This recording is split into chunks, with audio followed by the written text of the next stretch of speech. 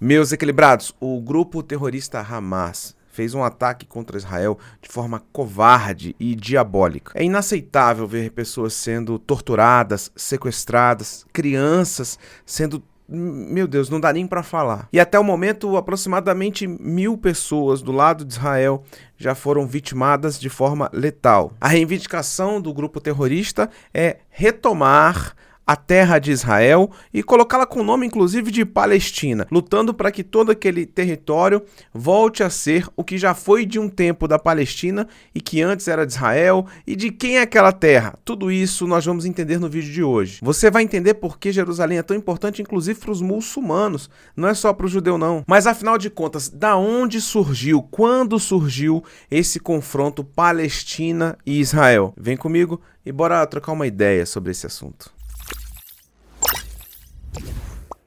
Fala, meus equilibrados, tudo bem com vocês? Espero que sim. Pastor Léo na área, começando mais um vídeo aqui pelo canal. E se é a sua primeira vez por aqui, seja muito bem-vindo, Deus te abençoe.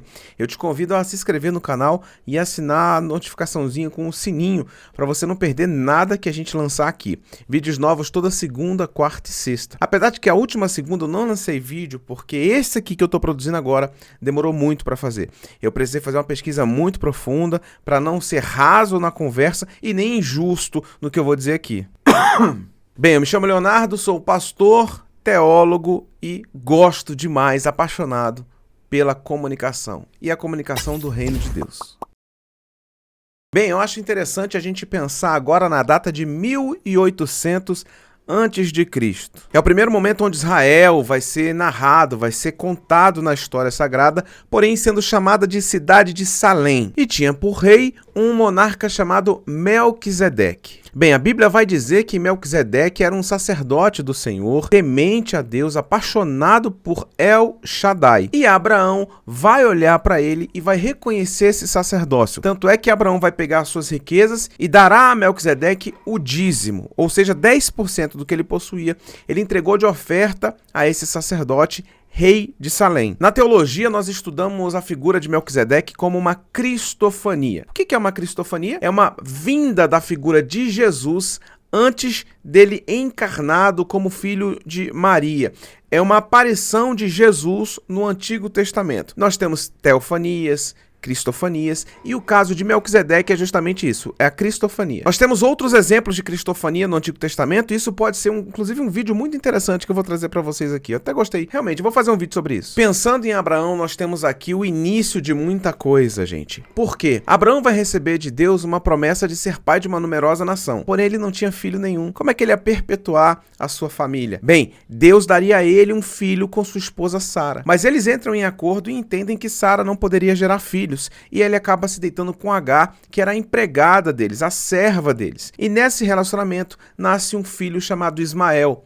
Deus fala para Abraão: olha, não era assim que eu queria. O filho que eu tenho para você virá do seu casamento e não de um relacionamento extraconjugal com a sua empregada. Sara se desfaz da empregada e de Ismael, dá um pouco de trouxa de roupa, algum dinheiro e manda eles embora para longe. E logo depois eles vão ter um filho, que é Isaac. Bem, então Abraão passa a ter dois filhos. Isaac, que é o filho da promessa, e Ismael, que é o filho de uma ação de desobediência. Nesses dois casos, nós vamos ter, então, a primeira ramificação histórica entre o islamismo e o judaísmo. Por quê? Jesus virá da descendência de Isaac, filho de Abraão, enquanto Maomé virá da descendência de Ismael, que também é filho de Abraão. Então nós temos Isaac e Ismael, Jesus e Maomé. Então o primeiro recorte dessa batalha toda entre palestinos e judeus, entre a Palestina e Israel, ela se dá entre Isaac e Ismael, olha só, há milhares de anos atrás. Saindo de 1800, a gente chega agora em 1500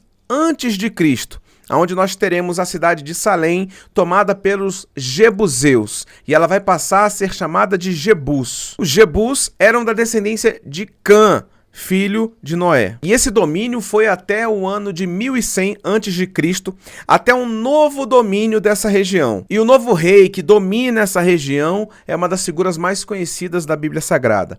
Nós estamos falando do rei Davi. Davi conquista a cidade dos Jebuseus e passa a chamá-la de Fortaleza de Davi, Jerusalém. E aí A partir de então, pela primeira vez, essa região é dada como capital do povo de Deus. Desde então, muitas nações vieram tentar assolá-las, dominar, conquistar esse espaço. Porém, em 586 a.C., há um ataque de enorme sucesso contra Israel. A cidade de Jerusalém é invadida pelos babilônicos sob o governo do rei Nabucodonosor. Suas riquezas são tomadas e algumas pessoas que eles entendiam ser melhores para alguns tipos de serviços braçais ou intelectuais, eles são sequestrados da sua terra e são levados para a Babilônia. Então a Babilônia entra em Israel, pega os seus tesouros, tudo de mais importante, tanto financeiramente quanto de recursos humanos, e leva para sua terra. E esse cativeiro babilônico vai durar 7 décadas.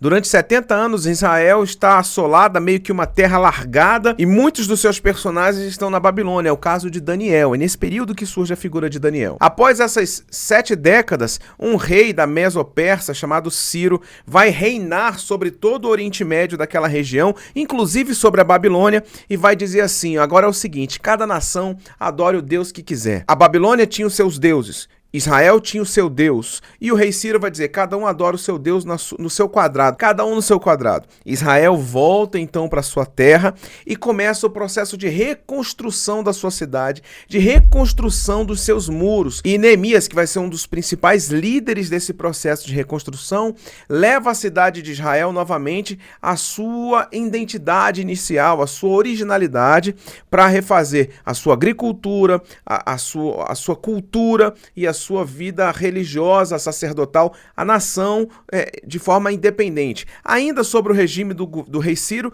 porém ele não tinha tantas interferências em cada uma das suas nações que ele já tinha domínio. Agora chegamos em 170 antes de Cristo, onde nós teremos um imperador chamado Etíoco Epifânio, que vai dominar Israel, que vai assolar a cidade de Jerusalém de forma assustadora. Esse governante da Síria, que vai entrar nos territórios de Israel, vai pegar um porco e vai sacrificar no altar, aonde se sacrificavam cordeiros com toda uma especificidade de 1 ano, perfeito, sem mácula.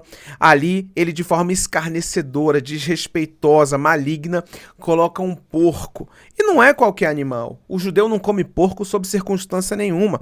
O judeu entende o porco como um animal imundo. Então o Etíoco Epifânio, ele vai pegar o porco, que é para o judeu o animal mais imundo, e vai colocá-lo sobre o altar de Deus e sacrificá-lo de forma escarnecedora. É para desmoralizar a cultura de Jerusalém, a cultura de Israel. Anos mais tarde, nós teremos a revolta dos Macabeus. Isso a gente pode encontrar um pouco, inclusive, na Bíblia Católica.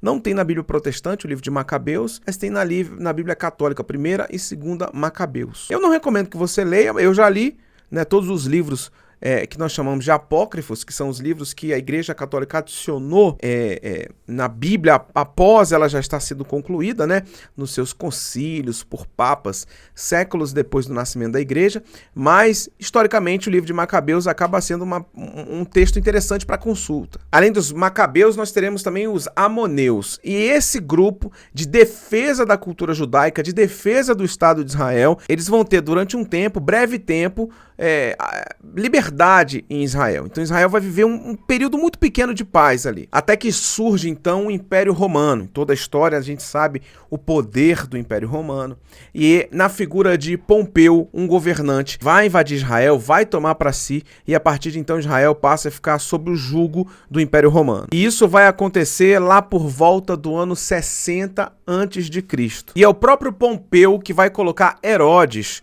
como rei de Judá. Por que Judá? É porque era a parte que sobrava do mapa de Israel ali, após algumas divisões históricas. E é nesse tempo que Jesus vai nascer, debaixo do poder despótico de Herodes, que era um idumeu, ou seja, ele era de uma descendência que não era do Império Romano, mas ele era um representante de Roma para assolar a nação de Israel.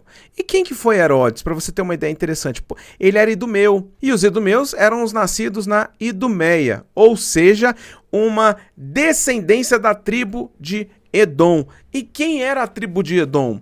Era a descendência de Esaú. Isaac teve 2 filhos, Esaú e Jacó. E a Bíblia vai contar a história desses 2 irmãos que vão ser inimigos, que um rouba a primogenitura de outro, e a descendência de Cristo chega por Jacó.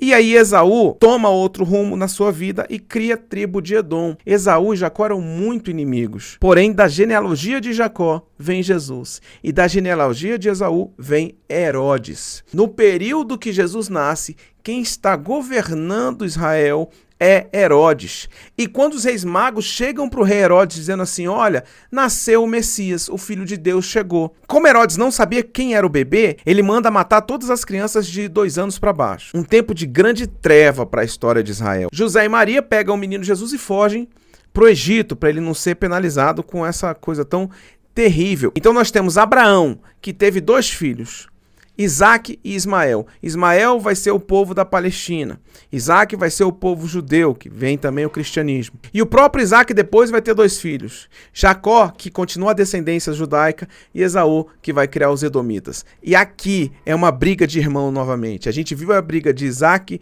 e Ismael, e agora a gente está vendo a briga de Esaú e Jacó. No ano 4 depois de Cristo, Herodes vai morrer. Mas a gente sabe que não é exatamente no ano 4, que é um erro. Eu tenho um vídeo aqui explicando as datas certinhas, em que ano que Jesus nasceu. As pessoas pensam, no ano 0, antes de Cristo, depois de Cristo. Pois é, não é. Assiste o vídeo que você vai entender. Mesmo debaixo do Império Romano, o povo de Deus ainda estava na sua terra natal. Israel ainda estava com seus judeus. E no ano 70, o Império Romano assola de forma mais abrupta, mais agressiva ainda, e destrói o templo de Israel. O templo que era referido à glória da segunda casa será maior que a primeira. O templo que Jesus vai dizer assim, olha, não sobrará pedra sobre pedra que não seja derribada. A promessa se cumpre 70 anos depois. E aí só sobra uma grande parede, que hoje é chamada de Muro das Lamentações. Ou seja, o Muro das Lamentações é um pedaço do templo que ficou ali estraçalhado,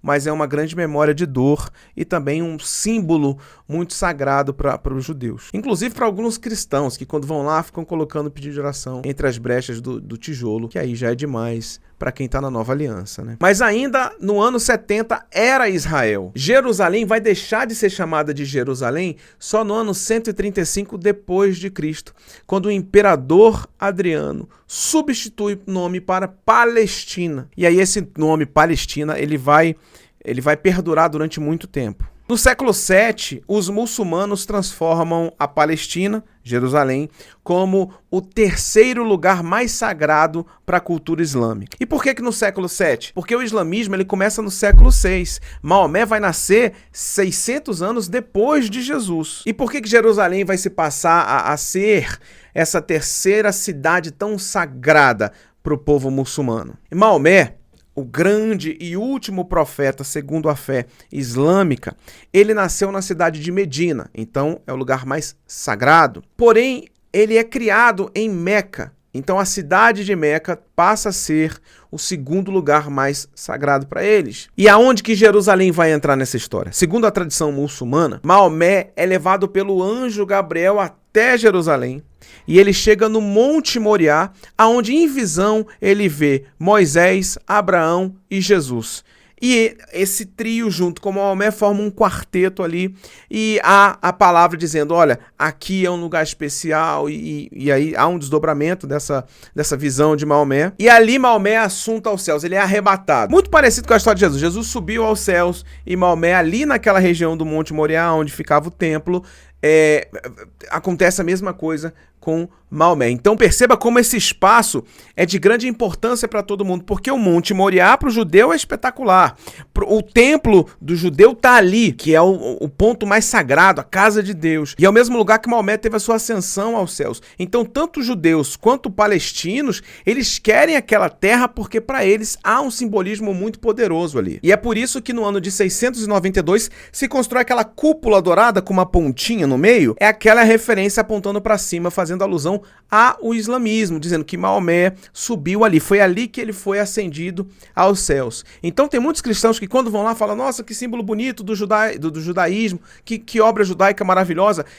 Aquela obra especificamente é uma referência ao islamismo e não ao judaísmo. Avançando para o século XVI, nós vamos ter também um imperador turco-otomano que vai invadir, conquistar Israel para si. E aí realmente vai fortalecer o território israelense como uma cultura muçulmana. Então, a cultura muçulmana vai prevalecer muito tempo ali naquela região por conta desse imperador. Em 1917, pessoal, isso é muito novo, é muito recente.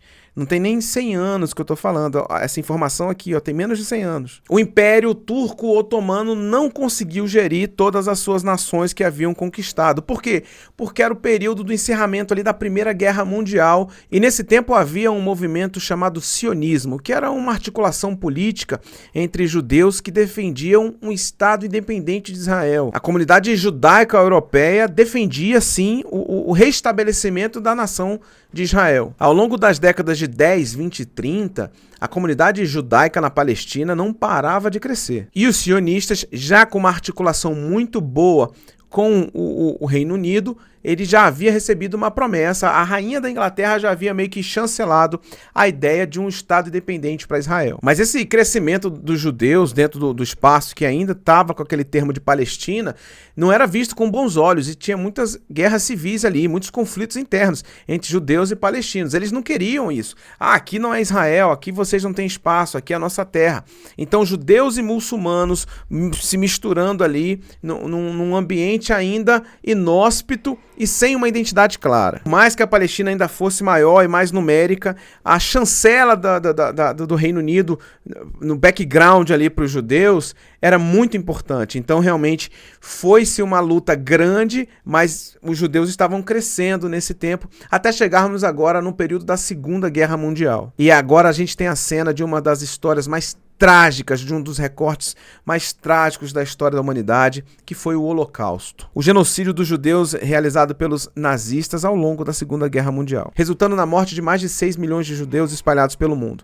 E isso foi o principal, eu posso dizer assim, argumento para Israel fortalecer o seu Estado, a sua nação, o seu povo. O Reino Unido meio que deixou de lado essa sua gerência naquele Estado e entregou na mão da ONU, a Organização das Nações Unidas, para gerir esse conflito. E foi por meio da ONU, através da Resolução 181, que houve a divisão do território da Palestina em 2 estados. Assim, 53,5% do território foi designado para Israel e 45,4% das terras seriam do território dos palestinos. Então, ao entendimento da ONU, por mais que a população judaica fosse menor, ela ficaria com mais espaço do que os palestinos. Nesse tempo, a média era 30% de judeu e 70% de palestino. A cidade de Jerusalém, que é o ponto central de todo esse conflito, ficaria sob governo internacional, sobre um domínio internacional. Os judeus sonistas, que eram os grandes articuladores, eles aceitaram essa proposta, enquanto os palestinos se revoltaram contundentemente. Eles foram contra desde sempre. Com isso, em 14 de maio de 1948, foi proclamada a fundação da nação de Israel. E claro, isso aumentou exponencialmente o conflito entre israelenses e palestinos. Nessa divisão, a Inglaterra deixou o espaço de um litoral para Israel, e é aquele pedaço que até hoje existe, e é a região de Tel Aviv. Tudo isso em 48. Mas só em 1967 que Israel vai conseguir reaver a região de Jerusalém com a famosa Guerra de 6 Dias. A gente está falando de algo que aconteceu basicamente ontem.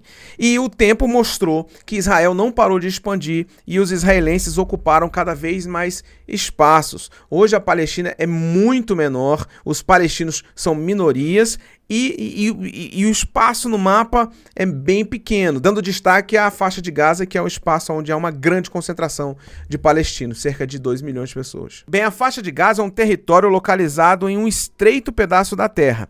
A região fica às margens do Mar Mediterrâneo e na costa oeste de Israel. A parte sul da faixa faz fronteira com o Egito. Então esse conflito ele não tem hora para acabar, porque realmente é uma luta intensa que todo mundo está vendo, está presenciando, e o judeu lutando, reivindicando por herança aquilo que historicamente sempre foi do povo de Israel. Porém, houve um tempo onde a Palestina reinou ali mesmo. Então eles ficam nesses recortes. Mas se eu peguei do início, eu fui lá de Abraão, gente, tô indo lá de Abraão, para você entender toda essa história. Então, é uma terra que, por herança, compete a Israel. Agora, as guerras, todos saem prejudicados. Os ataques terroristas são abomináveis, criminosos, diabólicos. Agora, infelizmente, guerra acontece isso, a gente fica triste.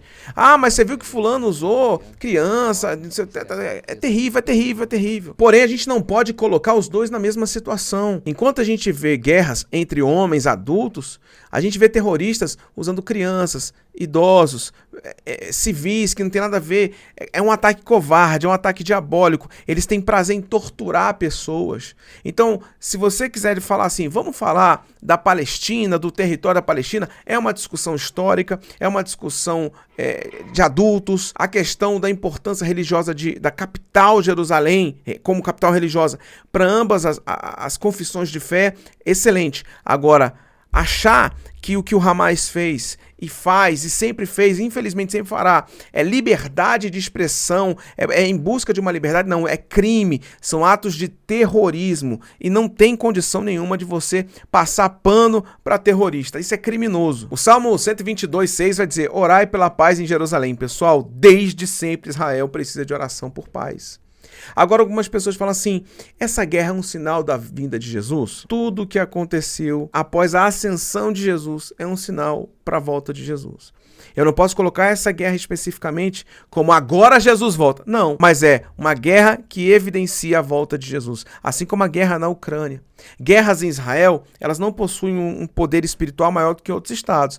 Talvez um cristão judaizante fique louco com isso que eu estou falando, mas essa é a grande verdade. Israel, ela teve o seu papel histórico e espiritual muito importante. Ainda chamamos de forma carinhosa de Terra Santa. Eu recomendo que você vá conhecer, eu ainda vou conhecer. Agora, Deus não manifesta mais a glória dele lá do que em outro lugar. Não, porque Jesus falou isso. Vai chegar um tempo em que meus adoradores me adorarão em espírito e em verdade. Não precisa ser nesse templo aqui de Jerusalém, não. Então nós hoje somos o templo de Deus e ele habita em nós. É claro que indo para lá é lindo, é espiritual, é maravilhoso e como igreja nós temos uma orientação bíblica, orai pela paz em Jerusalém. Então eu vou orar.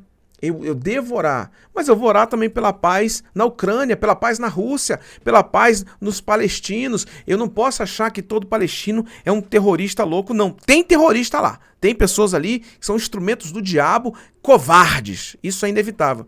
Mas não são todos, não. Até porque, se você fizer uma busca simples aí, você vai ver vítimas de todos os lados. Mas se a Palestina abaixar as armas, se acaba a guerra. Se Israel abaixar as armas, acaba Israel.